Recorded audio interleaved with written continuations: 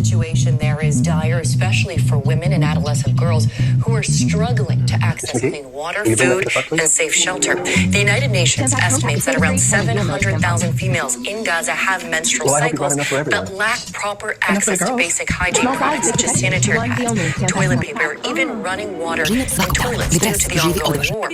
This lack of access can lead to various health issues, so joining us to shed more light on this situation is Judith Starkula, the head of the United Nations Population Fund Office in Gaza, speaking to us today from Cairo. Judith, welcome to the program.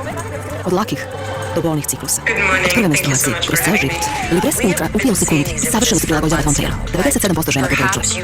you can begin with setting the scene for us of what the living conditions are for people, particularly women right now in Gaza. Yes, I can. And the situation in Gaza right now is horrendous and it's getting worse every day. Bombs are falling relentlessly on the people, and people are terrified, exhausted, and they're desperate. It's 7 months now that they all are girls living get this their period, nightmare, and it's no big deal. there is no The waking whole up world to doesn't need it. to know what I'm up There is to. no And safety plus, the girls' bathroom is all always of Gaza crowded. right now. Yeah, There are so no when I safe open the places wrapper, to go to it for the people barely that makes a sound. fleeing again. I There is no food, and there's barely any health care left. I'm thinking about 180 women needing to give birth every day in Gaza. Where are they to go, and what can they expect? Hospitals have turned into battlefields, and healthcare workers are often too scared to go to work and assist those women. There are hundreds of thousands of lives at stake, and with the aid that is coming in, it is not at scale. It is not enough.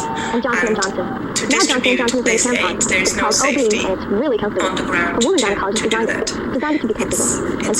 It's a deliberate situation, and the one thing we need right now is a ceasefire to make sure we can deliver aid. People have a safe place to go. Over to you. Okay, fair enough. I'm wondering if you could perhaps talk specifically. You mentioned there the struggles that women who are pregnant, who have to deliver under these kind of situations, very trying situations. I wonder how women and girls are coping with things like giving birth, with things like menstruation and this lack of sanitation and the lack of resources. What is the result of that? I just found out about something great. It's a lie. It's one step after another. So, for the last month, women who are pregnant will have had very little chance to get prenatal checkups, to eat healthy food, to enjoy their pregnancies even.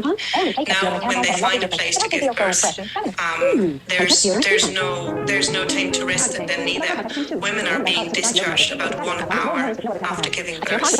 Women who had cesarean sections, major abdominal surgery, are being discharged within the first 12 hours. They're being discharged home, and home often is a tent on the side of a curb, where they then have to make do with the little belongings, the little things they could bring, and a new life they have to care for. For young girls, you mentioned it, on their periods, it's really desperate. There is no privacy. There's not enough water. There are no hygiene products. There are not enough sanitary pads. And the fact that also we have an absolute shortage of toilets, for example. Hundreds of people are sharing one toilet. Thousands of people have to share one shower. This is not a livable situation for these girls and women. So, Judith, what are the long-term impacts here, not only on a person or women physically, but emotionally, their psychological state? We are very worried about their psychological state.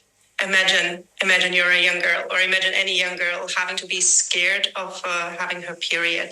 What that does in the long run. But also, all people in Gaza are scared for their lives. And then you nearly need to prioritize what you are more scared about. If bombs are falling every day and every night on you, and you're experiencing that while living in a tent without any privacy, it's just adding to those horrors.